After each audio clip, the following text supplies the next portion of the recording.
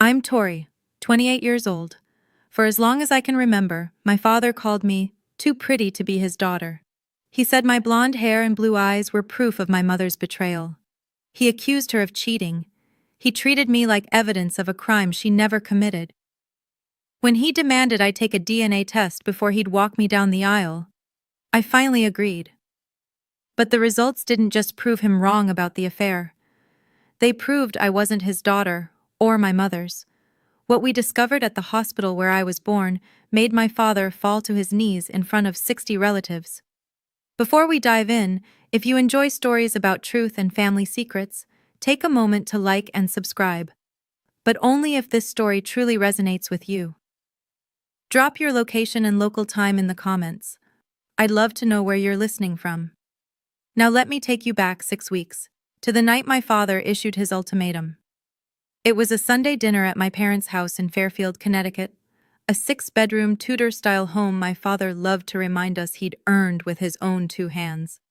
The dining room gleamed with restoration hardware furniture and Wedgwood china that my mother polished every week, as if perfection could somehow protect her from his accusations. My grandmother Eleanor sat at the far end of the table, her silver hair pinned back, watching my father the way a hawk watches a snake. My brother Marcus, 31, and the golden child, kept his eyes on his plate. My mother Diane clutched her linen napkin like a lifeline, and then Gerald Townsend cleared his throat. "I won't be attending your wedding, Tori." The words landed like a grenade. My mother's fork clattered against her plate. "Gerald," she whispered, "please, not tonight." But he was already reaching into his jacket pocket. He pulled out a folded document and slid it across the oak table toward me. "I've thought about this for a long time," he said, his voice steady, almost rehearsed. "I won't walk another man's daughter down the aisle, not until we settle this once and for all." I looked at the paper. It was a consent form for a DNA paternity test from a local clinic, his name already signed at the bottom. "You have 6 weeks," Gerald continued. "Take the test. Make the results public to the family. If you're mine, I'll be there. I'll even apologize." He smiled, but it didn't reach his eyes. "But we both know what the test will show." My grandmother's teacup hit the saucer with a sharp crack. My mother started crying, silent tears streaming down her cheeks. And I sat there, staring at my father's Rolex Submariner glinting under the chandelier, thinking, 28 years. He's been building to this moment for 28 years. I didn't sign the paper that night. I didn't storm out either. I simply said, "Thank you for the reminder, Gerald. I'll remember this." And I meant every word. I should explain why that dinner didn't surprise me. By 28, I'd learned that my father's cruelty followed a pattern, predictable as the tide, twice as relentless. I was 7 the first time I understood I was different. I'd pressed my ear against my parents' bedroom door after hearing my mother cry, and I heard him call her a whore. "Look at that blonde hair," he spat. "Where did it come from, Diane? Certainly not from me." At 12, I wanted to join the school volleyball team. Gerald refused to sign the permission slip. "I'm not investing in someone else's kid," he told me, right in front of Marcus, who got new baseball cleats that same week. At 18, Marcus went to Boston University. Gerald paid every cent: tuition, housing, meal plans, spending money. When I got accepted to nursing school, he looked at me across the same dining table and said, "Your real father can pay for yours." So I took out loans. I worked double shifts at a diner. I graduated 6 years later with $60,000 in debt and a degree I'd earned without his help. The worst part wasn't the money or the missed opportunities. It was watching what his accusations did to my mother. Every argument they had, every disagreement about anything, bills, vacations, Marcus's career, somehow circled back to me. I was his weapon, his evidence, his constant reminder of her alleged betrayal. The night before I left for college, my grandmother Eleanor pulled me aside. "Keep every document from the hospital where you were born," she said, her grip firm on my wrist. "Your birth certificate, any paperwork. I have a feeling we might need them someday." I didn't understand then, but I kept the papers. And 18 years later, I'd finally learn why she told me to. That night, I drove back to my apartment in Hartford, a small 1-bedroom that I'd furnished with secondhand pieces and pure stubbornness. Nathan was waiting on the couch, his laptop open to floor plans for a client. A glass of wine poured for each of us. He knew immediately something was wrong. What did he do this time? I told him about the DNA form, the ultimatum, the 6-week deadline. Nathan's jaw tightened with every word. Maybe you should just do it, he said finally. Take the test. Prove him wrong once and for all. Shut him up forever. I set down my wine glass, a cheap Target find, nothing like the Waterford crystal my father drank from, and looked at the modest diamond on my finger. Nathan had designed the ring himself, based on a sketch I'd drawn years ago in a journal. It's not about proving him wrong anymore, I said. It's about freeing my mother. Nathan went quiet. He knew the story I was about to tell. 5 years ago, I'd gotten a call from my grandmother at 2 a.m. She'd found my mother in the bathroom with an empty bottle of sleeping pills. The paramedics arrived in time, but just barely. Since then, Diane had been on antidepressants, seeing a therapist twice a week, building herself back piece by piece. Gerald never apologized. He never even acknowledged what his 23 years of accusations had done to her. He just kept insisting he was right. My mother gave that man 35 years of loyalty, I told Nathan. Complete faithfulness. And he repaid her with 28 years of calling her a liar. I picked up my phone and pulled up a local genetics lab I'd researched months ago. Gene Trust, independent, certified, and most importantly, not connected to Gerald. I'll take the test, but I'll do it my way. 2 weeks later, Gerald turned 60. The party was held at the Fairfield Country Club, 18 holes of manicured green overlooking Long Island Sound, a private dining room with floor-to-ceiling windows, and 30 relatives gathered to celebrate the man who'd made my mother's life a prison. I wore a simple black dress. Nathan squeezed my hand as we walked in, whispering, 2 hours. We can survive 2 hours. We couldn't. Halfway through dinner, after 3 glasses of Chateau Margaux, Gerald stood up to give a speech. He thanked everyone for coming. He praised Marcus for his brilliant career in finance. He raised a glass to my mother for her patience. Then his eyes found me. I see my daughter is here tonight, he said, and the word daughter dripped with air quotes. A few relatives chuckled uncomfortably. I hope she's been thinking about our conversation, about proving where she really comes from. The room went quiet. Dad, Marcus said, half rising from his chair. Maybe this isn't the time. Gerald waved him off. No, this is exactly the time. Family should be honest with each other. He smiled at me, that cold reptilian smile I'd seen 1,000 times. You know what they call a bird that lays its eggs in another bird's nest? A cuckoo. The cuckoo's egg looks beautiful, doesn't it? But it doesn't belong. It never did. Somewhere behind me, an aunt gasped. A cousin snickered. My mother stared at her lap, tears dripping onto her Cartier bracelet, a guilt gift Gerald had given her after one of their worst fights. I picked up my fork, set it down again, and stood. Every eye in the room turned to me. Thank you for the reminder, Gerald, I said, my voice steady. I'll remember this. Then I turned to my mother. Mom, would you like to step outside for some air? She took my hand, and together we walked out of that room, past the whispers, past the stares, past the man who'd spent 28 years trying to destroy us both. But I wasn't done, not even close. My grandmother caught up to us in the parking lot, her heels clicking against the asphalt like gunshots. Tori, wait! I turned.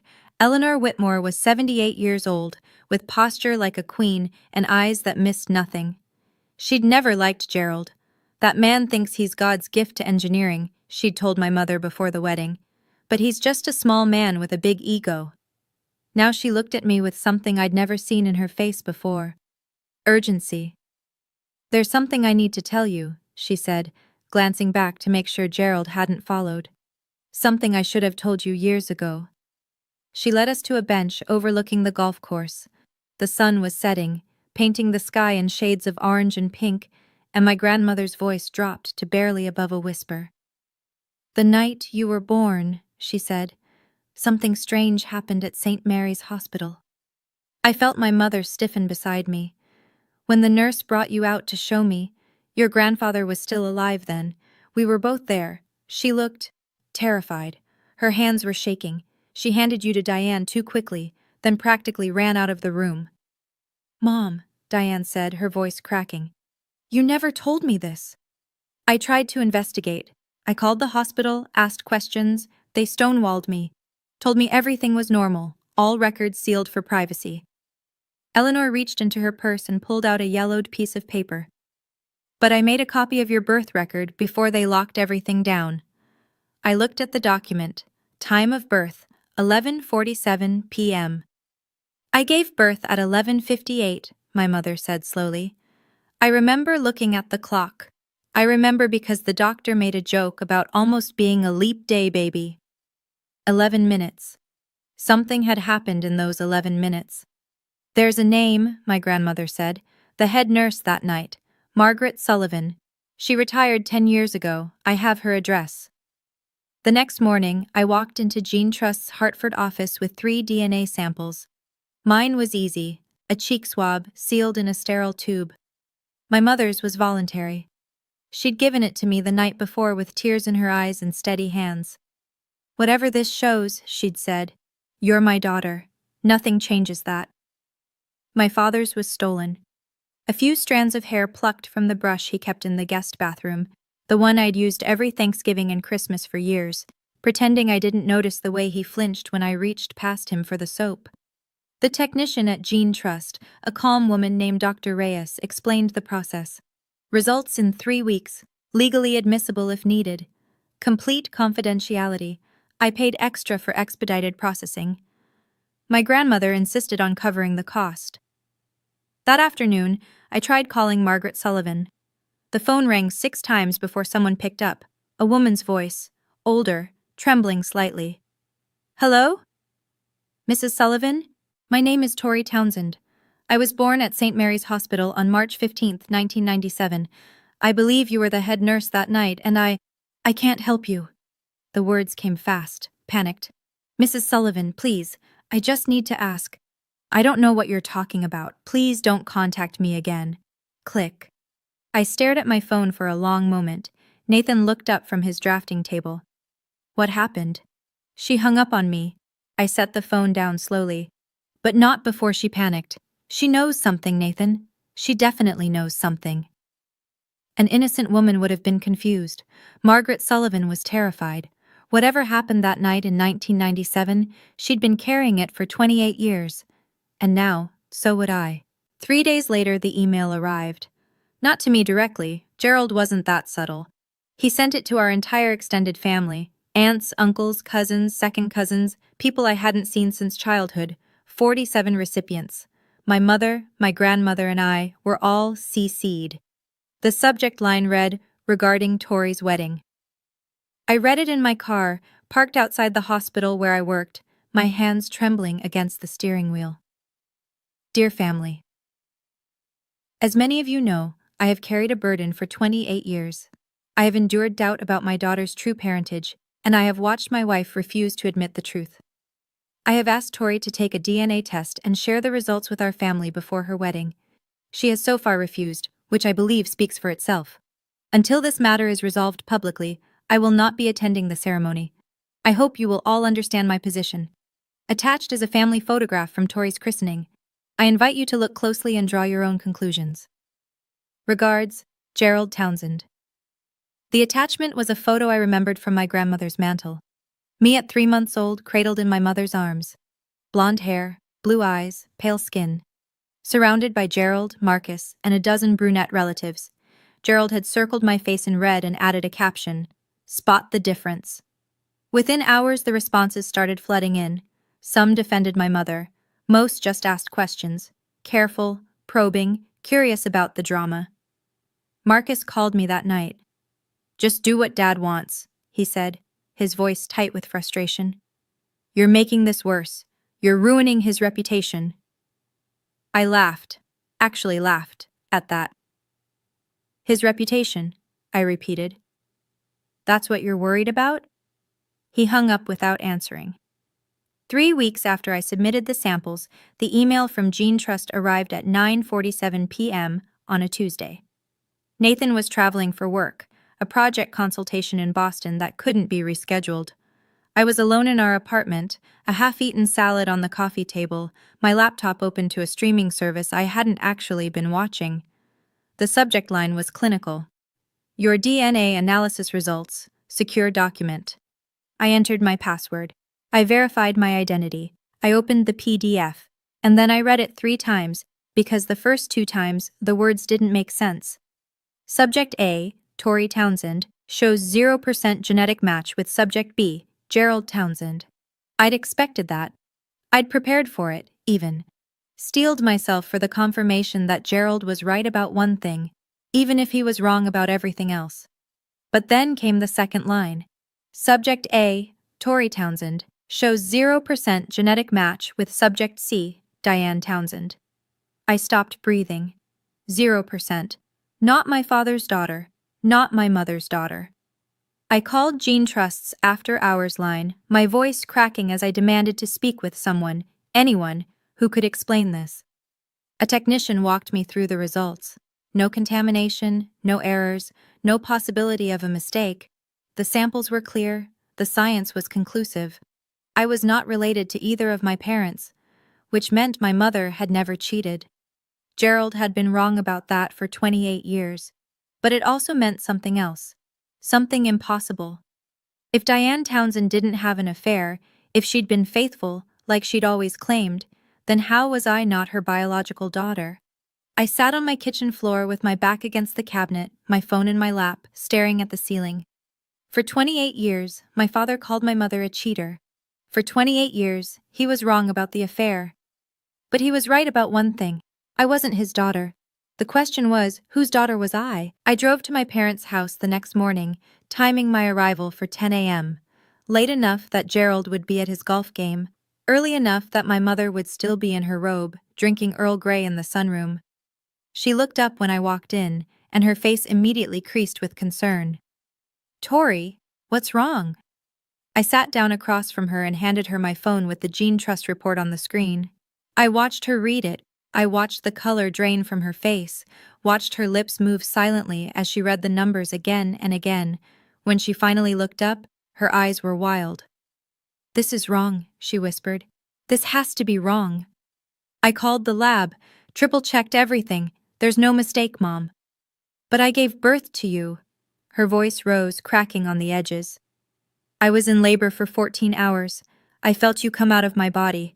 I saw you, Tori. You were red and screaming and mine. I took her hands in mine. They were ice cold. I believe you, I said. Which means there's only one explanation. Something happened at the hospital. Someone switched us. The silence stretched between us like a wire about to snap. The time, my mother said suddenly. The birth certificate says 11:47, but I remember I was watching the clock because the contractions were so bad. You were born at 11:58. I always wondered about that discrepancy. 11 minutes. 11 minutes that changed 2 families forever. Mom, I said carefully, if I'm not your biological daughter, that means your real daughter is out there somewhere, 28 years old, living someone else's life. My mother started to cry, not the silent tears Gerald always provoked, but deep, shaking sobs that seemed to come from somewhere primal. We have to find her, she managed. We have to find them both. I need to pause here for a moment. If you're watching this and you've ever felt like you didn't belong in your own family, like you were somehow wrong just for existing, I see you. This story isn't over. The truth is about to get a lot more complicated. If you're invested in finding out what happened at that hospital, hit that subscribe button. Leave a comment telling me your theories. Now let me tell you about the nurse who finally broke her silence. Gerald found out about the DNA test before I could prepare. Marcus, always the obedient son, had seen the Gene Trust confirmation email on my mother's phone while visiting for lunch. Within an hour, my phone was ringing. So? Gerald's voice was triumphant before I'd even said hello. What did it say? Was I right? I didn't answer. I couldn't figure out how to explain that he was right and wrong at the same time. My silence told him everything he needed to know. I knew it. He laughed, actually laughed. A sound of pure vindication. 28 years, Tori. 28 years I've been telling everyone and no one believed me. But I was right. I was right all along. Gerald, does your mother know? Of course she knows. She's probably crying right now, trying to figure out how to spin this. I could hear him pacing, his excitement barely contained. I'm sending another email, to everyone, this time with proof. You don't understand. I understand perfectly. You're not my daughter. Your mother lied to me for almost 3 decades, and now everyone will know exactly what kind of woman Diane Townsend really is. He hung up before I could explain that Diane hadn't lied, that she'd been telling the truth all along, that the real story was something none of us had ever imagined. Within the hour, Gerald called my mother and told her to pack her bags. I want you out of my house by the end of the month, he said. I'm done with your lies. My grandmother drove over immediately to stay with her. When I arrived that evening, I found them both in the living room. My mother curled into the couch like a wounded animal, my grandmother standing guard like a silver-haired sentinel. He thinks he's won, I said quietly. My grandmother looked at me with those sharp, knowing eyes. Then let's show him the rest of the story. The next 3 days were the hardest of my life. I considered canceling the wedding, not because of Gerald, but because I couldn't bear the thought of my mother's vindication being overshadowed by white tulle and champagne toasts. Nathan refused. We're getting married, he said, holding my face in his hands. Period. Your father's issues are not our issues. We don't postpone our life for his tantrum. But I couldn't move forward without the truth, and the truth was locked inside Margaret Sullivan's memory.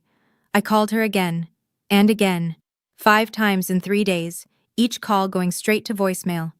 On the 6th try, I left a different message. Mrs. Sullivan, my name is Tori Townsend. I know you remember that name. I have DNA evidence, certified, legally admissible DNA evidence, that proves a baby was switched at St. Mary's Hospital on March 15, 1997. I'm not looking to blame you. I'm not looking to sue anyone. I just need to know who I am. I paused, steadying my breath. If you don't call me back, my next call will be to a lawyer. I'll subpoena the hospital records. I'll file a formal investigation, and whatever you've been hiding for 28 years will come out in the worst possible way. I waited. 1 hour. 2. At 4:17 p.m., my phone buzzed with a text from an unknown number. Thursday, 2 p.m. Riverside Diner, Bridgeport. Come alone. I stared at the message for a long time. Then I texted back, I'll be there. Whatever Margaret Sullivan had been carrying for 28 years, she was finally ready to let it go. The question was whether I was ready to hear it. Riverside Diner was the kind of place time forgot. Vinyl booths patched with duct tape, a jukebox that only played oldies, and coffee that had probably been brewing since the Reagan administration. Margaret Sullivan sat in the corner booth, her back to the wall. She was 72, smaller than I'd imagined, with silver hair pulled into a tight bun and hands that trembled against her coffee cup. She looked up when I slid into the seat across from her. You look just like her, she said quietly. Linda, your biological mother. Same hair, same eyes. I felt my heart stutter. You know who my biological mother is? Margaret closed her eyes for a long moment. When she opened them, they were wet. I've carried this for 28 years, she said. Every single day, wondering if I did the right thing by staying quiet. Wondering if I should have spoken up when it happened. She reached into her purse and pulled out a worn leather journal, its pages yellowed with age. This is my shift log from March 15th, 1997, the night you were born. She opened it to a flagged page and slid it across the table. I read her cramped handwriting, my blood running cold with every line. 11:47 p.m., baby girl number 1, born to Diane Townsend. Healthy, 7 pounds 2 ounces. 11:58 p.m., baby girl number 2, born to Linda Morrison. Healthy, 6 pounds 14 ounces. 12:32 a.m. Incident. Trainee nurse Carla Hendricks mixed up infants after bathing. Realized error at 2:15 a.m. Both families had already bonded. 2:45 a.m. Meeting with hospital administrator. Decision made to correct records, not families. Less traumatic for everyone. NDA required for all staff present. I looked up at Margaret, my hands shaking. They knew, I whispered. They knew that night, and they covered it up. The administrator said it would cause more harm to switch you back. Both mothers had already held their babies, fed them, named them. Margaret's voice cracked. I was 24 years old. They threatened my license, my pension. They made me sign a non-disclosure agreement. I had 2 kids of my own to feed. Who was the other baby? I asked. The one who went home with Linda Morrison? Margaret pulled out another piece of paper, a printout from a social media profile. A woman my age, brown hair, brown eyes, a smile that looked exactly like Marcus's. Her name is Rachel Morrison. She's 28 years old. She lives in Springfield, Massachusetts. She looked at me with eyes full of decades of guilt. And she's your mother's biological daughter. That night, I sat in my apartment with my laptop open to Rachel Morrison's LinkedIn profile. Elementary school teacher at Springfield Public Schools, graduate of UMass Amherst, volunteer at the local animal shelter. Her profile picture showed a woman with chestnut brown hair and warm brown eyes, standing in front of a classroom decorated with colorful alphabet letters. She looked exactly like what my brother Marcus might have looked like if he'd been born a woman. I composed the message 17 times before finally hitting send. Hi Rachel. This is going to sound completely insane, and I apologize in advance. My name is Tori Townsend. I was born at St. Mary's Hospital in Bridgeport, Connecticut, on March 15, 1997. The same night and place as you. I recently did a DNA test that showed I'm not biologically related to either of my parents.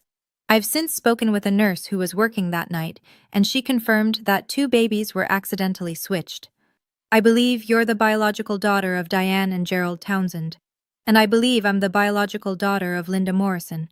I have documentation. I have a witness statement. I'm not looking for anything from you. I just thought you deserved to know the truth. If you're willing to talk, please call me. I included my phone number and closed the laptop before I could second-guess myself. 24 hours passed. I checked my phone every 10 minutes like a teenager waiting for a text back from a crush. Then, at 9:38 p.m. the following night, my phone rang. Is this Tori? The voice on the other end was shaky, uncertain, but something in it felt familiar. Rachel? A long pause, a shuddering breath. My whole life, people have told me I don't look like my parents. My dad, well, my legal dad, used to joke that maybe the hospital made a mistake. We all laughed about it. She let out a sound that was half laugh, half sob. I guess it wasn't a joke after all. We talked for 3 hours that night. By the end, we'd both agreed to take another DNA test. This one comparing Rachel to Gerald and Diane. The results would be ready in 10 days, just in time for my engagement party. Over the next week, I built my case like a prosecutor preparing for trial. First, the documents. I had my original gene trust report showing 0% match with both Gerald and Diane. I had Margaret Sullivan's handwritten shift log from 1997, which she'd finally agreed to let me photograph. I had a notarized statement from Margaret, signed before a witness at her attorney's office, her own decision, she said, to finally clear her conscience. The hospital threatened me for 28 years, she told me when I picked up the document. I'm 72 now. What are they going to do, fire me from retirement? Second, the DNA. Rachel had submitted her samples to Gene Trust, using the same expedited process I had. Her results comparing to Gerald and Diane would arrive 2 days before the engagement party. Third, the witnesses. My grandmother Eleanor would be there, of course. She'd been waiting 28 years for this moment. Margaret Sullivan agreed to attend, sitting quietly in the corner until needed, and Rachel, my biological sister in spirit, if not in genetics, would be waiting in the room next door. Are you sure about this? Nathan asked as we reviewed the plan together. Confronting him publicly? There's no taking it back. I thought about my mother, about the bottle of sleeping pills, about 28 years of being called a liar, a cheater, a whore. He wanted a public reckoning, I said. He sent that email to 47 people. He called me a cuckoo's egg in front of the entire family. I straightened the stack of documents on my desk. He doesn't get to slink away privately now. Everyone who believed him needs to see the truth. Nathan nodded slowly. Then let's give them a show they'll never forget. 3 days before the engagement party, Rachel's DNA results arrived. Subject A, Rachel Morrison, shows 99.97% genetic match with subject B, Gerald Townsend. Subject A, Rachel Morrison, shows 99.98% genetic match with subject C, Diane Townsend. I read the numbers 3 times, tears streaming down my face. Then I called Rachel. "Can you meet me tomorrow, in person?" We chose a Starbucks halfway between Hartford and Springfield, neutral ground for 2 women whose entire lives had just been rewritten by science. She was already there when I arrived, sitting at a corner table with 2 untouched lattes. When she saw me, she stood up so fast, her chair nearly tipped over. For a long moment, we just stared at each other. She had brown hair, brown eyes, a strong jawline that I'd seen on Marcus 1,000 times, a subtle dimple on her left cheek, the same one Gerald had. And I had blonde hair, blue eyes, a button nose and fair skin that matched the photos Margaret had shown me of Linda Morrison. We were strangers who should have been sisters. Sisters who were raised by the wrong families. "This is so weird," Rachel whispered. Then she laughed, and I laughed. And suddenly we were hugging in the middle of a Starbucks, crying into each other's shoulders while the baristas pretended not to notice. "I want to meet them," Rachel said when we finally pulled apart. "Diane and Gerald, my biological parents." "You will," I promised, "in 3 days." I didn't tell her that one of those parents would be on his knees when she walked into the room. The engagement party was held at Whitmore Estate, my grandmother's family home, a Georgian manor with rose gardens and fairy lights strung through century-old oak trees. She'd insisted on hosting to give you a proper celebration in a place where Gerald's ego can't reach. 60 guests arrived that evening in cocktail attire, aunts and uncles, cousins, family friends, and every single person who'd received Gerald's accusatory email. I wore a navy blue Reformation dress and carried myself like a woman who had already won. Nathan stayed close, his hand on the small of my back, steady as always.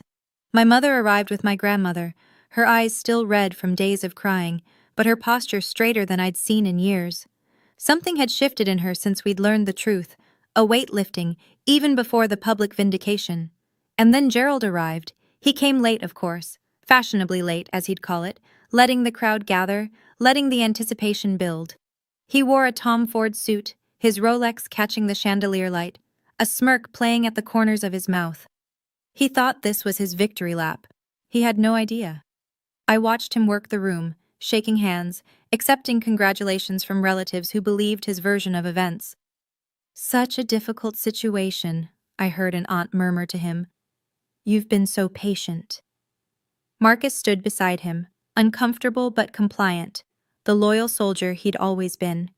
In the corner of the room, Margaret Sullivan sat quietly with a glass of water, her hands still trembling after all these years. And in the room next door, through a door that connected to the main hall, Rachel Morrison waited for her cue. I checked my phone. Nathan nodded. It was time. Halfway through the cocktail hour, Gerald asked for a microphone. The room quieted as he stepped onto the small raised platform my grandmother had set up for toasts. He cleared his throat, adjusted his jacket, and smiled at the crowd like a king addressing his subjects. "First, I'd like to congratulate Nathan," he began. "You're a brave man, marrying into this complicated family." A few nervous chuckles rippled through the crowd. "But I think we all know why I'm really up here." Gerald's gaze found me in the crowd, and something cold flickered in his eyes. "There's been a lot of talk lately, a lot of speculation. I asked Tori to take a DNA test, and I know she did. What I don't know is why she's been hiding the results." The room went completely silent. So I thought I'd help her out. He reached into his jacket and pulled out a folded piece of paper.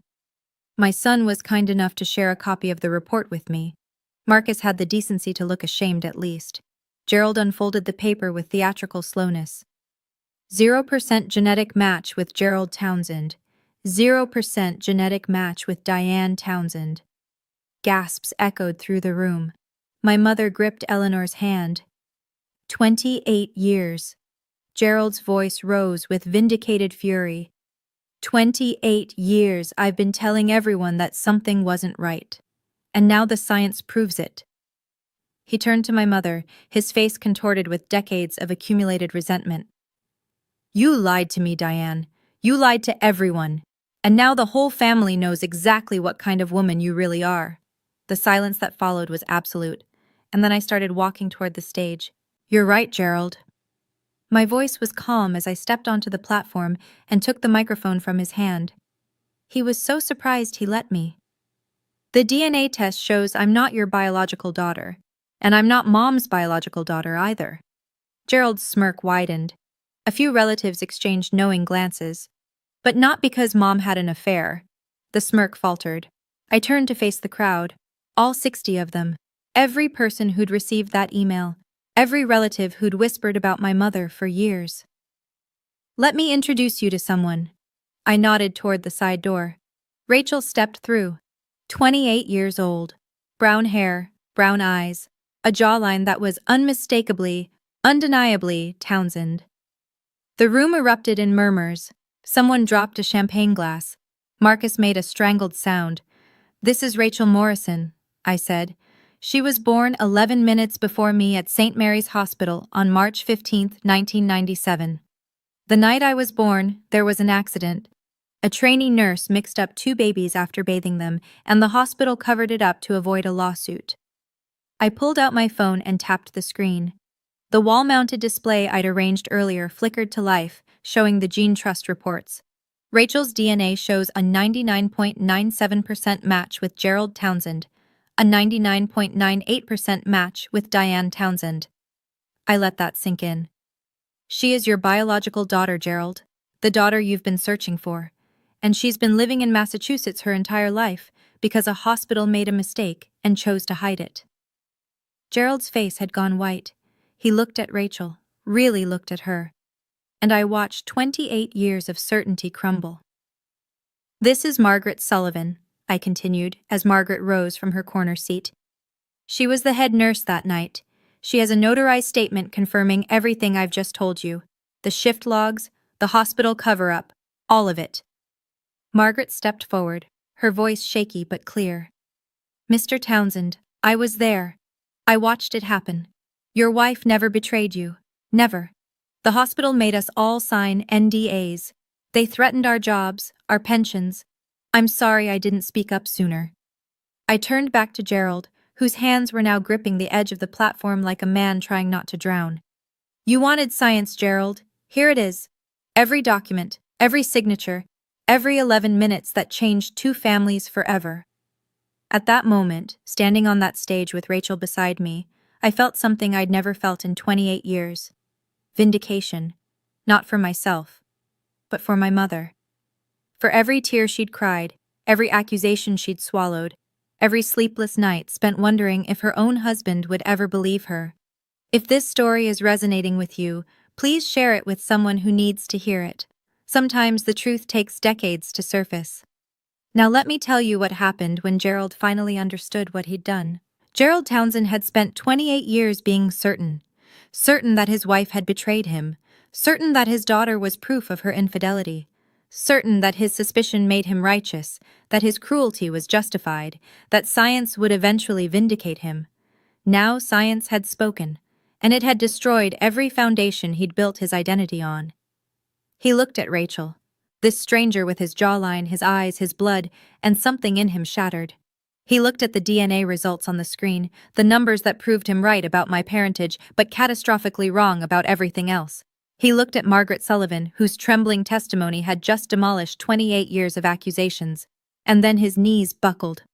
Gerald Townsend, proud, arrogant, certain Gerald Townsend, collapsed onto the platform like a puppet whose strings had been cut. He caught himself on one knee, his hand slapping against the hardwood floor, his chest heaving with ragged breaths. I didn't know, he whispered. How could I have known? How? You could have trusted her. My voice was quiet but carried through the silent room. You could have investigated. You could have looked for other explanations instead of assuming the worst about the woman who loved you. But the hair, the eyes. Genetics are complicated. Recessive genes exist. Hospital mistakes happen. I stepped closer, looking down at the man who had made my childhood a battlefield. But you chose suspicion. You chose cruelty. For 28 years, you punished Mom and me for a crime that never happened. From across the room, I heard a chair scrape back.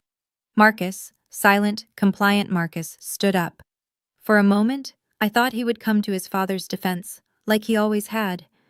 Instead, he walked past Gerald without a glance and crossed to our mother's side. "Mom," his voice cracked. "I'm sorry. I should have said something years ago. I should have—" Diane pulled him into a hug, her tears soaking into his shoulder, and Gerald remained on his knees, watching his family choose each other over him. For 28 years, my mother had lived in Gerald Townsend's shadow. She had endured his accusations at breakfast and dinner, and every moment in between. She had cried herself to sleep more nights than anyone knew. She had swallowed his cruelty like medicine, telling herself that maybe, someday, he would see the truth. Now the truth was everywhere, on screens and documents, in the face of a stranger who carried her blood. Diane stepped forward slowly, her heels clicking against the hardwood floor. The crowd parted for her. Even Marcus stepped aside. She stopped in front of Gerald, who was still on one knee, his face wet with tears. I'd never seen him cry before. 28 years, Gerald. Her voice was steady, stronger than I'd ever heard it. 28 years, I stayed because I loved you. Because I believed that someday you would trust me. Because I thought our family was worth fighting for. Gerald looked up at her. "Diane, She raised her hand, cutting him off. "Not yet. You don't get to apologize yet." The room held its breath. "You owe me an apology in front of every person who received that email. You owe Tori an apology for every birthday you ruined, every graduation you ignored, every moment you made her feel like she didn't belong in her own family." She gestured toward Rachel, who stood frozen near the door. "And you owe Rachel an apology for being the father she deserved but never had." Gerald's shoulders shook with sobs I hadn't known he was capable of. "I didn't need the world to believe me, Gerald." My mother's voice cracked on the last word. "I needed you to believe me, and you never did." She turned her back on him and walked to where Rachel stood. "Hello?" she said softly, tears streaming down her face. "I'm your mother. I'm so sorry it took so long to find you." It took Gerald 3 attempts to stand. Marcus didn't help him. Neither did I. Neither did anyone in that room full of relatives who had, until 10 minutes ago, believed his version of events. He gripped the edge of the platform, pulled himself upright, and reached for the microphone I'd set down. His voice, when he spoke, was barely recognizable. Hoarse, broken, stripped of every ounce of the arrogance I'd known my entire life. "I was wrong." 3 words, 28 years overdue. "I was wrong about Diane. She never—" His voice cracked. He tried again. "She never betrayed me. I accused her for nearly 3 decades, and I was wrong." He looked at me, and for the first time in my life, I saw something other than suspicion in his eyes. "Tori, I took things from you that I can never give back. Your childhood, your trust, money that should have been yours." He swallowed hard. "I'll repay your student loans. All of them. It's not enough, but it's a start." Then he turned to Rachel, this stranger who was his daughter, this woman he'd never held, never known, never had the chance to disappoint. "I don't know what to say to you. You're my daughter, and I've missed everything. Your first steps, your graduations, your entire life." His voice shattered on the words. "That's something I'll regret until the day I die." Rachel was crying too. We all were at this point, but her voice was steady. "We can start now," she said, "if you're willing to actually be a father, instead of a judge." Gerald nodded, unable to speak. My grandmother stepped forward and handed him a tissue from her purse. "Clean yourself up, Gerald," she said, not unkindly. "You have a lot of work ahead of you." 1 week after the engagement party, I drove to Springfield, Massachusetts. The house was a modest colonial in a quiet suburb. White siding, blue shutters, a garden of wildflowers that had clearly been someone's labor of love. A far cry from my grandmother's estate or Gerald's Tudor mansion, but warm in a way those houses had never quite managed. Linda Morrison answered the door before I could knock. She was 56 years old, with blonde hair streaked with silver and blue eyes that were an exact mirror of my own. Looking at her was like looking into a time machine. This was who I would become in 30 years. Tori, her voice caught on my name. I've been staring at your picture all week. I kept thinking I was dreaming. She pulled me into a hug that smelled like lavender and something else I couldn't identify. Something that felt, impossibly, like home. We sat in her kitchen for 4 hours. She showed me photographs of her childhood, of my biological grandparents who had passed away years ago, of the life I might have had if a trainee nurse hadn't made a mistake. She told me about her ex-husband, David, my biological father, who had died of cancer 3 years ago, never knowing that Rachel wasn't his. He used to joke that Rachel had old soul eyes, Linda said, wiping her tears with a kitchen towel. Now I understand. They were your eyes, Tori. They were always your eyes. I showed her pictures of my childhood too, the blonde baby in a house full of brunettes, the girl who never quite fit, the woman who had finally found out why. I don't want to replace Diane, Linda said. She raised you. She's your mother. She is, I agreed. But maybe there's room for one more? Linda's smile could have lit the entire house. I'd like that, she said. I'd like that very much. 2 months later, I married Nathan Miller in the rose garden of Whitmore Estate, surrounded by fairy lights and family, both the one I was born into and the one I was raised by. My mother walked me down the aisle. Not Gerald. My mother. She wore a champagne-colored dress and held her head high, her steps steady for the first time in decades. Beside her, I wore a Vera Wang gown that she and my grandmother had insisted on buying for me. A proper wedding dress for a proper wedding, Eleanor had declared. Gerald sat in the second row, quiet and diminished. He didn't protest when I'd told him he wouldn't be walking me down the aisle. He didn't argue when I explained that this was my mother's moment, not his. He just nodded and said, I understand. It was a start. Rachel stood with my bridesmaids, wearing a deep green dress that brought out the brown in her eyes. Our mother's eyes, Gerald's eyes. She'd met the Townsends properly in the weeks after the party, tentative lunches and careful conversations that were slowly building toward something like a relationship. Linda Morrison sat in the front row of the guest section, a place of honor. She waved when she caught my eye, her own eyes shining with tears. My grandmother rose to give a toast. This wedding is not just about 2 people, Eleanor said, raising her champagne glass. It's about 2 families finally finding their way back to the truth. It's about a daughter who refused to accept a lie, and a mother who waited 28 years to be believed. She looked at me, then at Rachel, then at Diane. To truth, she said, however long it takes. To truth, the room echoed, and I drank to that. The lawsuit took 8 months. Rachel and I filed jointly against St. Mary's Hospital, represented by a medical malpractice attorney my grandmother had found. A woman who specialized in wrongful birth cases and had, she told us with a thin smile, a particular interest in institutions that think they can cover up their mistakes. Margaret Sullivan testified, her notarized statement backed by the original shift log she'd kept hidden for 28 years. The hospital's lawyers tried to discredit her, citing her age, her NDA, her delayed disclosure. It didn't work. Internal documents surfaced during discovery, emails between hospital administrators discussing the incident, memos about risk mitigation, a budget line item labeled potential liability settlement that had been quietly renewed every year since 1997. They'd known. They'd always known. And they'd spent nearly 3 decades praying no one would find out. In the end, the hospital chose to settle rather than face a jury. $450,000 to each family for a total of $900,000. A public apology, printed in the local paper, mandatory improvements to their newborn identification protocols, and the resignation of the administrator who had ordered the cover-up, long since retired but now publicly named. We didn't sue for revenge, I told a reporter who showed up at the courthouse steps. We sued so no other family would spend 28 years living a lie that a hospital could have corrected in 1 day. Margaret Sullivan was granted immunity from any personal liability in exchange for her cooperation. She sent me a card afterward, her handwriting shaky but clear. Thank you for giving me a reason to finally tell the truth. I can sleep now. I kept it in a drawer with my birth certificate, the real one, the one that said 11:58 p.m., the one that told the truth. 6 months after the wedding, Gerald invited me to dinner. just the two of us.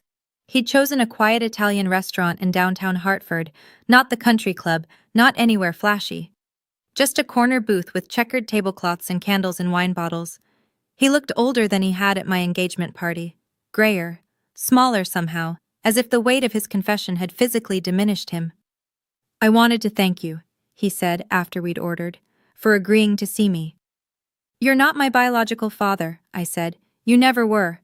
But you did raise me, even if you did it badly." He flinched at that, but nodded. "I'm in therapy now," he said. Diane insisted. "Well, suggested strongly. We're doing couples counseling too. We've been separated, but we're trying to—" He trailed off, searching for words. "We're trying to find out if there's anything left to save." I thought about my mother. About the way she'd stood in front of him at the party, demanding the apology she'd deserved for decades.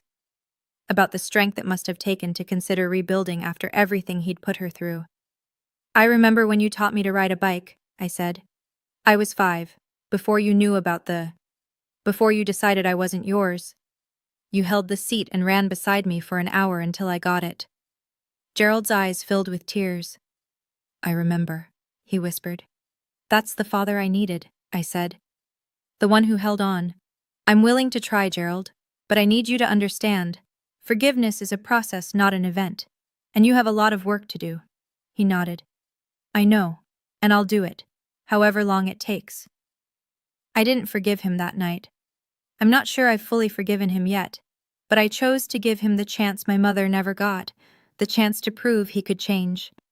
Rachel and Marcus met properly for the first time at a family dinner a month after the wedding. It was awkward at first. How do you make small talk with the sibling you should have grown up with? The brother who got the childhood that should have been yours? But then Marcus mentioned he was allergic to shellfish. "Wait," Rachel said. "Me too, since birth. The doctor said it was genetic." "What about being left-handed?" Marcus asked. Rachel held up her left hand. "No way." Marcus laughed, a real laugh, surprised and delighted. "What about music? What bands do you listen to?" 30 minutes later, they'd discovered that they both loved an obscure indie folk band that nobody else in either family had ever heard of. Both hated cilantro with an inexplicable passion, and both had a habit of tapping their right foot when they were thinking. "This is so weird," Marcus said, shaking his head. "You're like a mirror. But, you know, a girl version?" "I was going to say shorter." Rachel threw a bread roll at him, and for the first time in my memory, a Townsend family dinner had genuine laughter, not the polite, strained kind that my mother had always worked so hard to manufacture, but real laughter, the kind that comes from people who are actually happy to be together. It was a small moment, but it felt like the beginning of something new. 3 months after the wedding, Diane and Linda met for lunch. I wasn't there, but my mother told me about it afterward, her voice soft with wonder. They'd chosen a cafe halfway between their houses, neutral ground, as Rachel and I had done months earlier. Linda had brought photos of Rachel's childhood, Diane had brought photos of mine. They'd sat there for 3 hours, trading stories about daughters they'd raised but hadn't birthed. "She told me about Rachel's first words," Diane said, "and I told her about yours. We both cried. A lot." "Was it strange?" I asked. "Meeting the woman who raised your biological daughter?" My mother considered the question for a long moment. "I thought it would be," she admitted. "I thought I'd feel, I don't know, jealous? Resentful? But when I looked at her, all I could think was, she loved Rachel the same way I loved you, completely, without question." She reached across the table and took my hand. "We lost 28 years," she said, "but we gained each other, and we gained the truth. That has to count for something." Linda and Diane have lunch together once a month now. They've become friends, an unlikely friendship born from shared loss and unexpected connection. They call each other the other mother, and in a strange way, I think it's helped them both heal. I'm sitting in our new apartment now, a 2-bedroom in a nicer part of Hartford, with room for Nathan's home office and space for the nursery we'll need soon. The walls are covered with photographs. My wedding day, with my mother on one side and Linda Morrison on the other. Rachel and me at Thanksgiving, our first holiday together. My grandmother Eleanor, looking triumphant at her birthday party last month. Nathan is in the kitchen making dinner. Something complicated with too many ingredients. He's been on a cooking kick lately. I've been thinking a lot about the past year. About identity and family and what it means to belong. For 28 years, I tried to prove I was a Townsend. I straightened my blonde hair to look darker. I learned to golf, because Gerald loved golf. I studied nursing instead of art because it was practical, reliable, not something a cuckoo's egg would choose. I spent my whole life trying to fit into a mold that was never meant for me.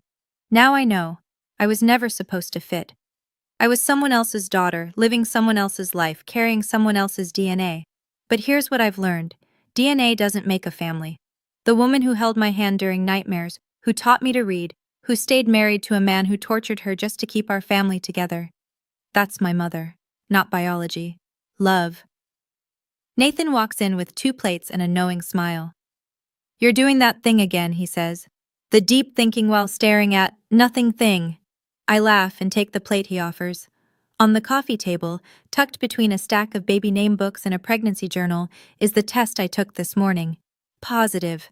I don't know whose DNA this baby will carry. Mine? Nathan's? Some echo of the Morrisons or the Townsends? But I know one thing for certain. This child will know they're loved, from the very first moment, without condition, without doubt. That's the only proof that matters. If you're watching this, and you've ever been accused of something you didn't do, by a parent, a partner, anyone who should have trusted you, I want you to know, the truth has a way of surfacing. Sometimes it takes 28 years. Sometimes it takes a DNA test and a brave nurse with a guilty conscience. But it surfaces. Don't let anyone's suspicion define your worth. And if you're the one doing the accusing, ask yourself, is my certainty worth destroying the people I love? My father spent 28 years being certain. He was certain my mother cheated. He was certain I wasn't his. He was certain his cruelty was justified. He was wrong about all of it. Trust is a choice. Doubt is easy. But 28 years of doubt can destroy a family. 28 years of trust could have saved mine. Thank you for listening to my story. If it touched you, share it with someone who needs to hear it. Check the description for more stories like this one. Until next time, trust the truth, even when it's hard.